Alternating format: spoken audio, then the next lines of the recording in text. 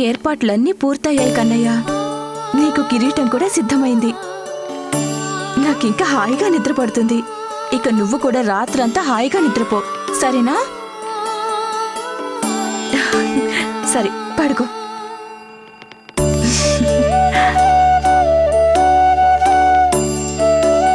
ఏంటి నాన్నా, నిద్ర పట్టట్లేదా?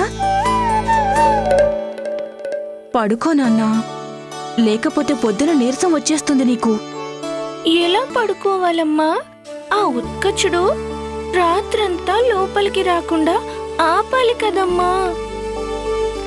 కళ్ళెందుకు మూసుకోవట్లేదు? మీ అమ్మ మాట విని కళ్ళు మూసుకొని నిద్రపోవాలి. అప్పుడే నిద్రాదేవి వస్తుంది.